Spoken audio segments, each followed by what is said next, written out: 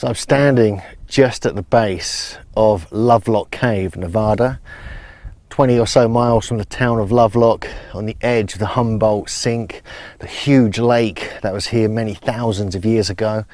And this is a legendary place. We feature this in Giants on Record, co-authored with Jim Vieira, because red-haired cannibal giants are supposed to have been found here. When they were digging for guano in 1911 onwards, they found all these artifacts and duck decoys, many amazing, tens of thousands of artifacts that were used by what are called the Saiti-Ka, which translates as the Thule eaters, which is the kind of read here.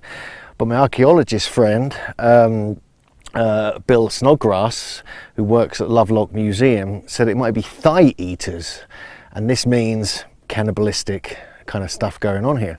So that was the name given to them by the Paiute tribe, who were prominent in this area, obviously much later than the Lovelock culture. The Lovelock culture potentially goes back 10,000 years, but officially from about 2000 BC, whereas Paiutes were much, much later. But they're the ones that recorded the history of this amazing place.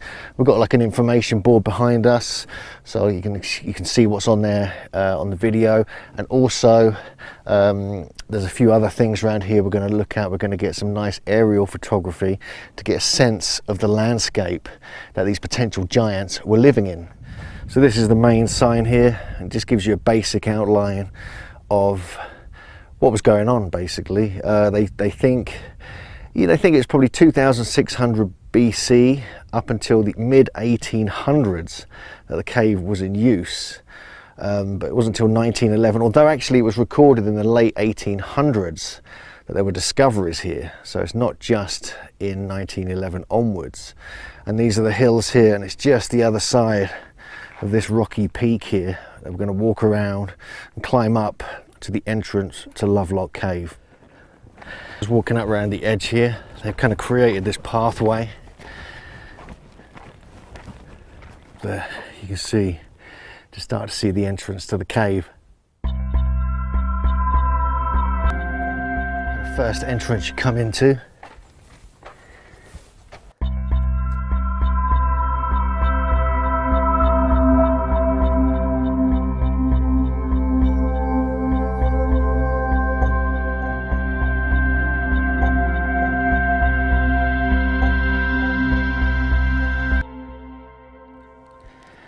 So we just walked up from over in that direction. You can kind of get into the cave just down there, but there's an information board here. It gives you a bit of information about, the excavation that they say began in 1912. It was properly excavated by Llewellyn Loud from 1924 with archaeologist Mark Harrington. They excavated 40 storage pits inside the cave, and one of them they found all the duck decoys, thousands of them. Also fishing gear, bark sandals, huge moccasins, shell beads, even the wooden grasshopper we saw at the museum. 20,000 artifacts were discovered. Many of the storage pits are really interesting. They were kind of different levels. This is where they kept all the artifacts, the decoys and other such things, and the sandals. They were covered with grass and then with stone. And because they were all at different levels, completely engulfed by guano, which is like bat dung, which you can kind of smell here already. It means they could date the area here, and the earliest date they officially got was 2600 BC. So let's head down into the main part of the cave here.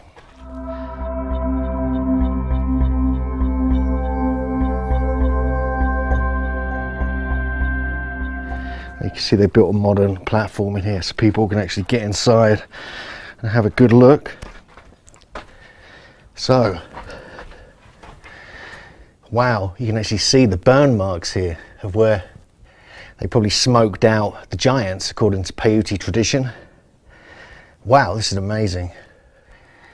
These are what's left of the evidence of when the Paiutes and other tribes burnt out the entrance to sort of wash out all the giants and kill them. So we have actual evidence you can see here, so the tradition is true.